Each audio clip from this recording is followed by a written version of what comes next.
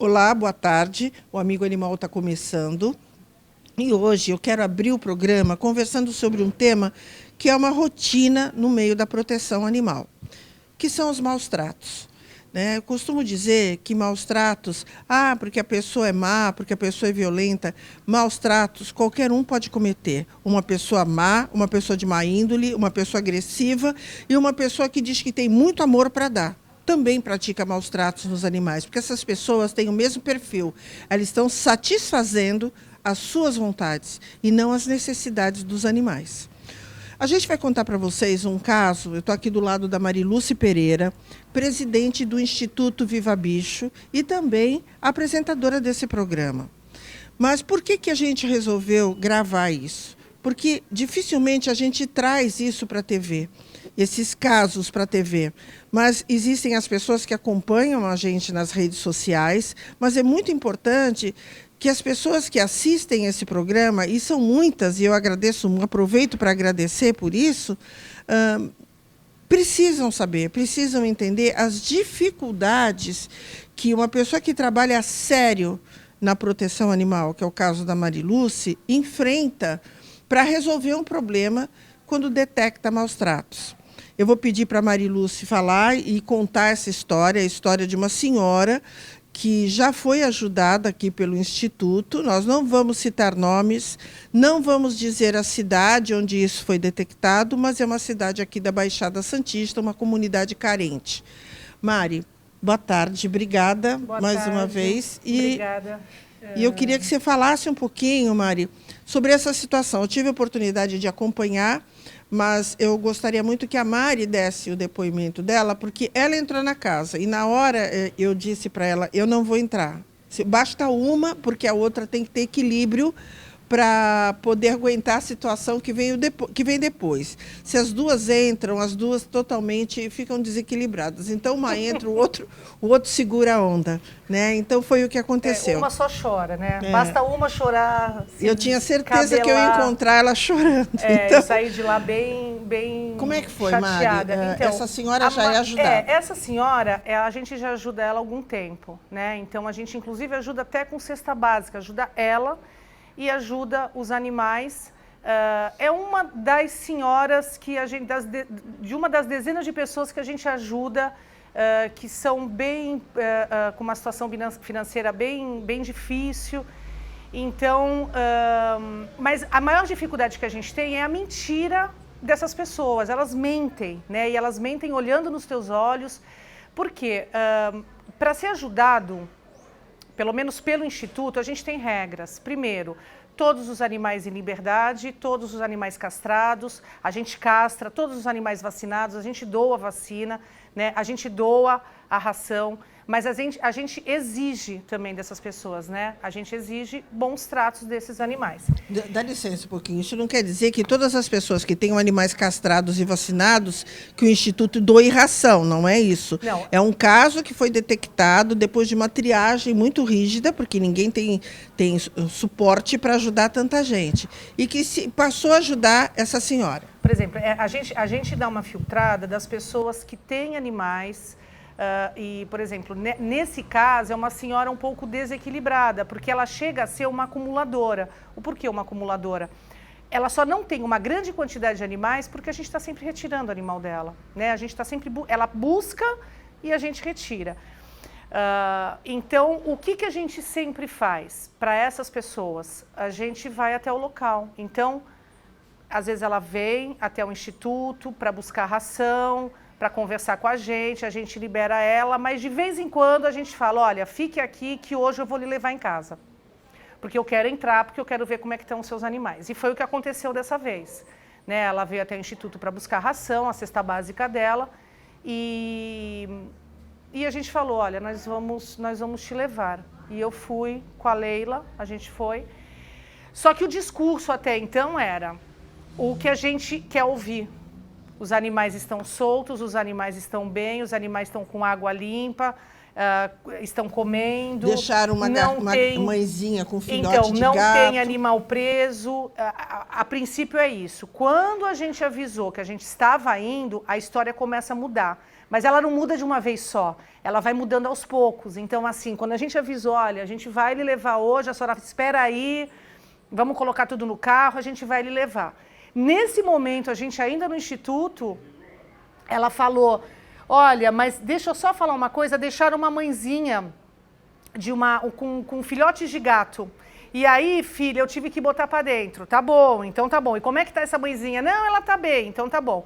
Quando ela entrou no carro, que a gente estava a caminho da casa dela, ela começou a falar. Eu perguntei para ela, né? A senhora não tem mais cachorro na corrente, né? Ela falou, não, filha, tem só um, porque eu mandei fazer um portão. Sempre existe uma justificativa.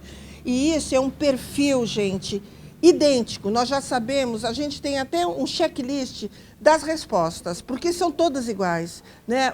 Ou jogaram na minha porta, o que eu vou fazer? Eu não sou ONG, eu sou só uma pessoa que ama muito.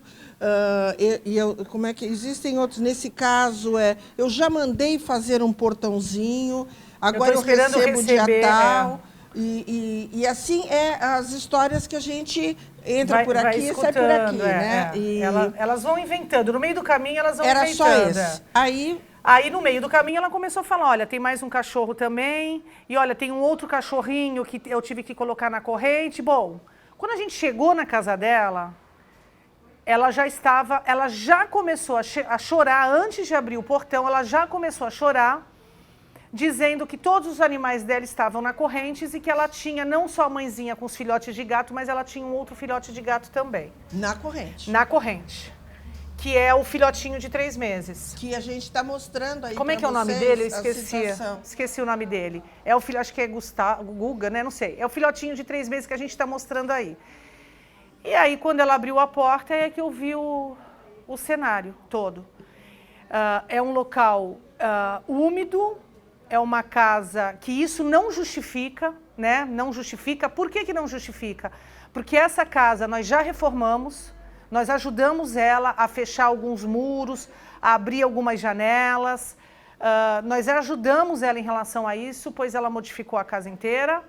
É uma casa extremamente fechada, toda fechada, muito cheirando úmida. Mal, né? Ela não tem uma higiene em relação aos animais. Quando eu já entrei, aliás, tinha um outro gato preto na corrente também, um gato que estava com os olhos todos remelando, magro, magro, magro, cheio de sarna.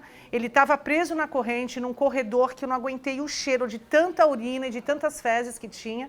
Ele estava preso na corrente ali, uma corrente de ferro, tá? Uma corrente grossa de ferro. O gato estava preso numa corrente grossa de ferro.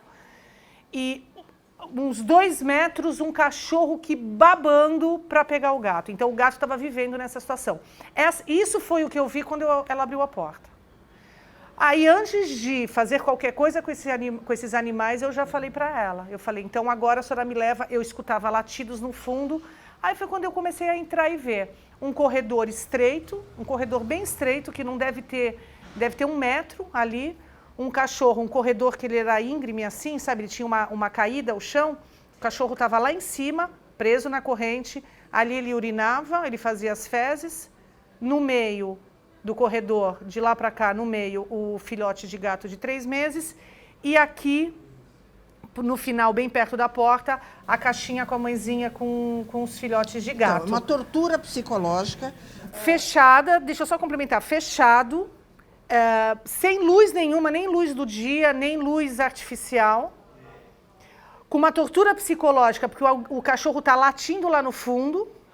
E toda a urina do cachorro vindo e passando pelo gato filhote, quer dizer, o gato filhote, a gente não aguentava o cheiro, porque ele estava deitando na urina. Ele não tinha um espaço para ele ficar, porque era tudo cheio de urina. E aí, quando essas pessoas se deparam, as reações também são muito, muito semelhantes. Alguns choram, que é o caso dela, chora e diz que não vai fazer mais, preocupada com a cesta básica, que era a única coisa que ela falava, né? Ela em momento nenhum perguntou se a gente ia continuar dando ração para os animais, mas sim a cesta básica.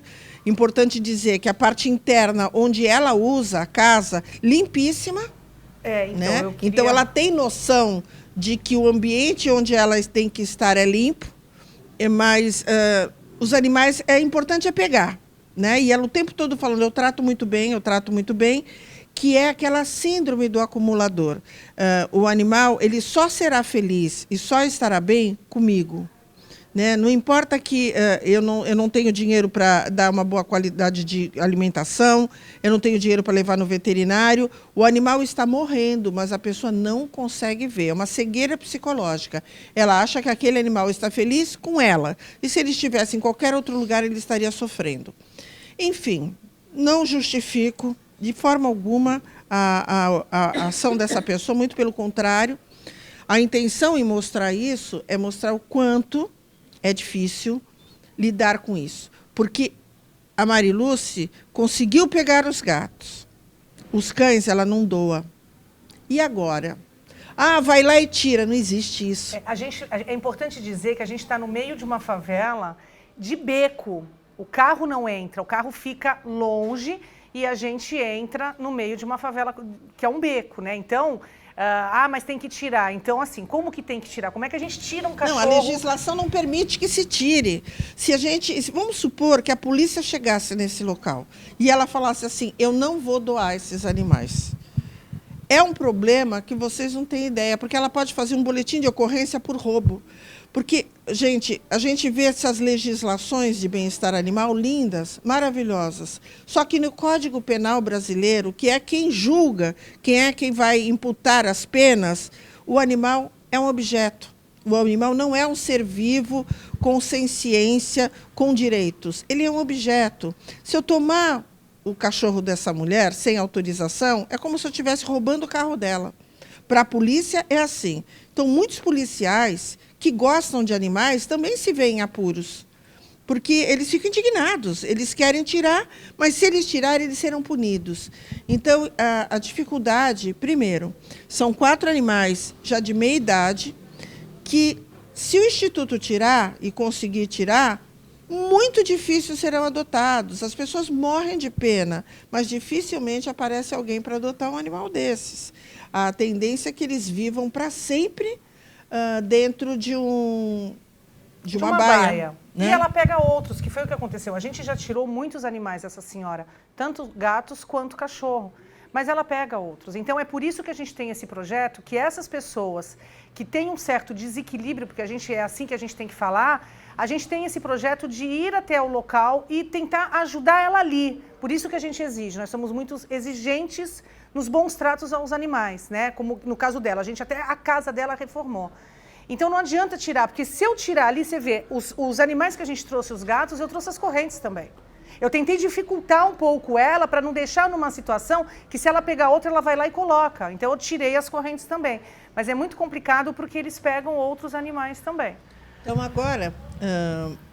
Só um parecer. Eu pedi para entrar em todos os ambientes, todos. O que me chocou e o que eu falei muito, explorei muito esse assunto com ela ali, foi quando eu cheguei na cozinha dela, a cozinha dela estava um brinco, arrumadinha, limpinha, o fogãozinho com toalhinha, a mesa com 4 cadeirinhas com paninho. A coisa mais linda do mundo, uma janelinha, cortininha.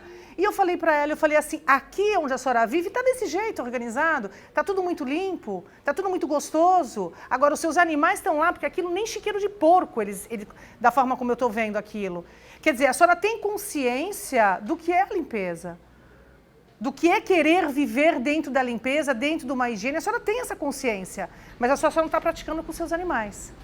Mas, às vezes, a gente tem a sensação de que a gente está falando e ela chorava muito e dizia que gostava muito deles e que cuidava muito bem.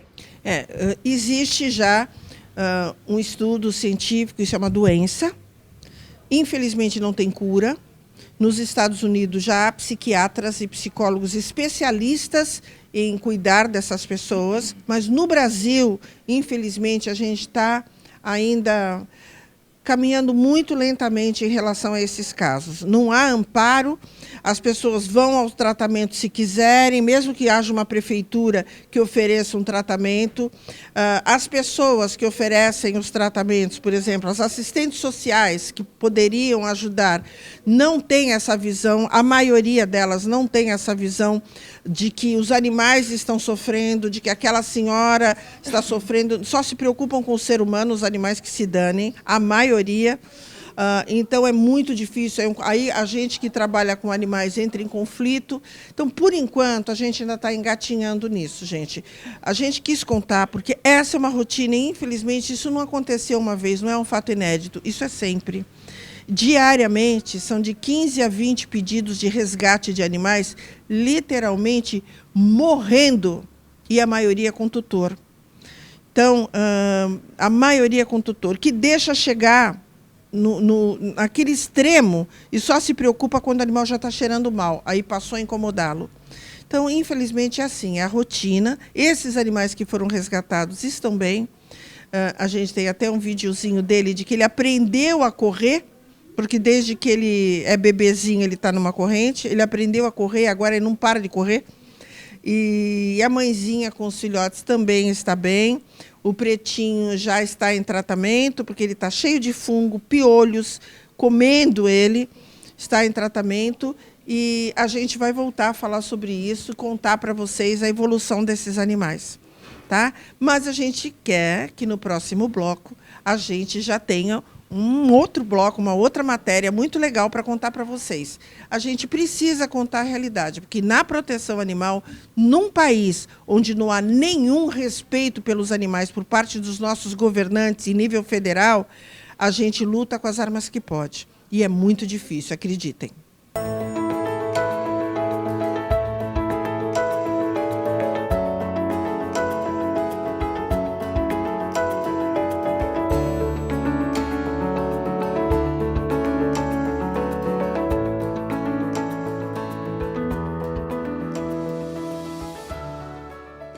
E agora, uma semana depois dessa tragédia de pessoas que ainda colocam animais em coleira para deixá-los contidos em cantinhos, a gente vai mostrar para vocês os dois já livres, sendo respeitados, com uma vida digna.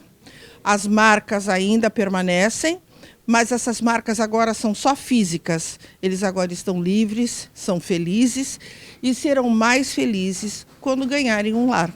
Fiquem com essas imagens lindas que eu garanto para vocês que são essas imagens e esses retornos que nos dão vontade de continuar lutando por eles.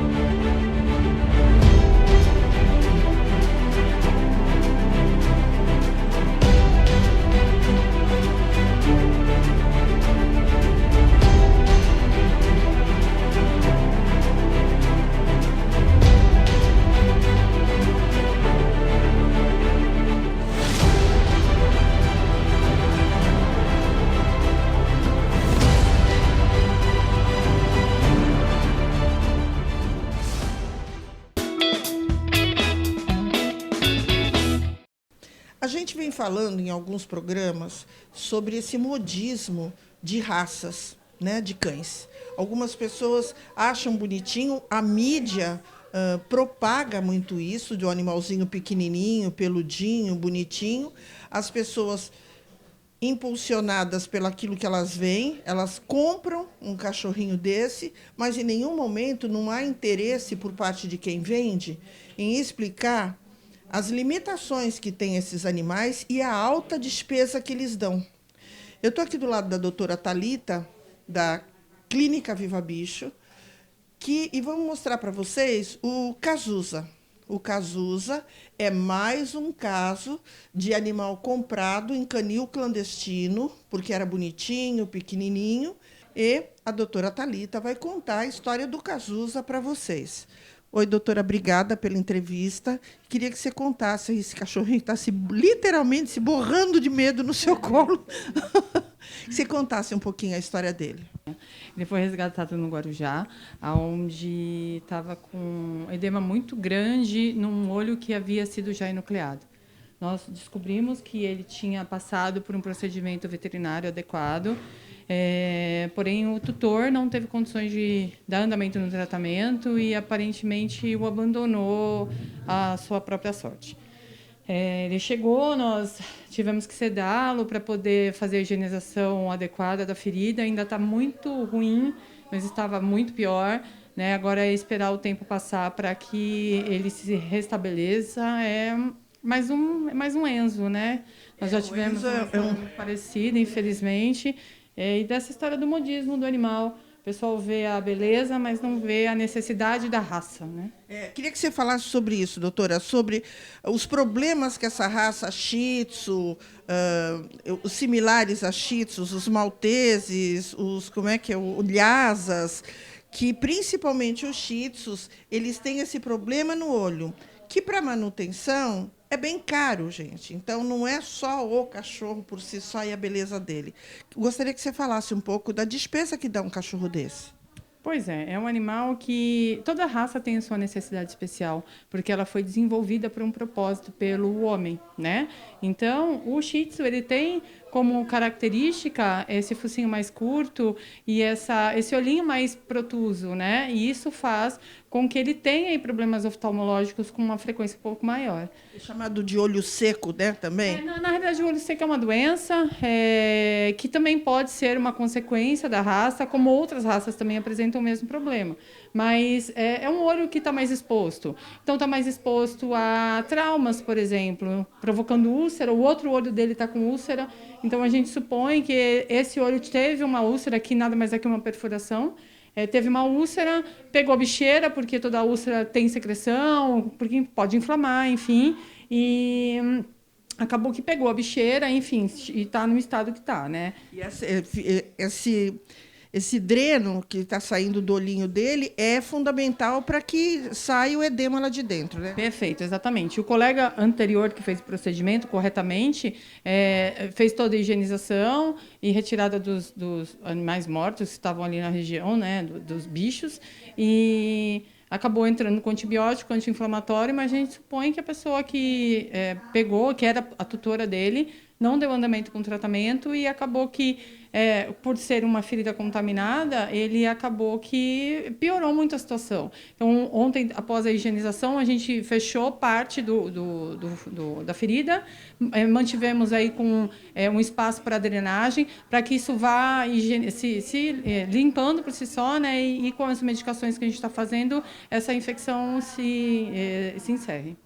Esse outro olhinho dele, doutor, ele enxerga do outro olho, né? Vai ter algum procedimento nesse outro olho? Por hora, o tratamento é conservador, né? Só com colírio, e a gente aguardar e acompanhar a evolução dessa úlcera. Qual a idade dele, mais ou menos? Aproximadamente uns 6 anos. Tá. E o que uma pessoa que assim que ele tiver legal, apto e tiver alta médica, ele vai ser colocado para adoção? Qual é o perfil da família para ter um cão dessa raça? Primeiro, indispensável condição financeira, né? As pessoas falam assim: quer dizer que para eu adotar um cachorro tem que ter dinheiro? Tem, infelizmente tem, né? Nós humanos temos o SUS, temos aqui em Casa de Santos as UPAs. né? Mas quando a gente tem um procedimento mais invasivo, mais sério, se a gente quiser um atendimento imediato, a gente precisa arcar com esses custos, que é o caso desse animal, né? A gente não tem ainda um SUS veterinário, por exemplo. Então, precisa, sim, condição financeira e amor, né? E muita responsabilidade. Que tipo de família? É uma família que se importe, que tenha, como você disse, condições de arcar com esse custo, né? Porque é um animal que todo animal precisa de cuidados, né? Obviamente, mas alguns demandam um cuidado um pouco maior. Especialmente uma raça dessas, né? A gente costuma dizer que nem todo animal dessa raça, às vezes as pessoas adotam, compram porque ele é pequenininho e compram para uma criança. Os lhasas, os shih tzus, eles não são animais que têm muito perfil para conviver com criança. Eles não têm esse perfil. Então, não é um animal, por exemplo, um pincher, que é pequenininho. É tudo menos conviver com criança. Aí alguém fala assim, mas o meu é um amor. É um caso à parte. O perfil geral deles é que eles não se adaptam em casas com crianças pequenas. Então, para que a gente evite uma devolução, para que se evite esse tipo de coisa, porque às vezes eles avançam, eles podem morder uma criança com muito mais facilidade do que um animal sem raça mais calmo, por exemplo. Então, a gente quis contar para vocês que essa é mais uma história, eu acredito que já deve ser o 10º animal dessa raça, que é resgatado pelo Instituto Viva Bicho, né, tendo o apoio da Clínica Viva Bicho, e sendo tratado nessas condições, porque as pessoas acabam jogando na rua quando descobrem o quanto precisam gastar para restabelecer a saúde do animal. Quero agradecer aqui de público a Clínica Viva Bicho, a doutora Thalita, que está cuidando dele, e em breve ele será colocado para adoção.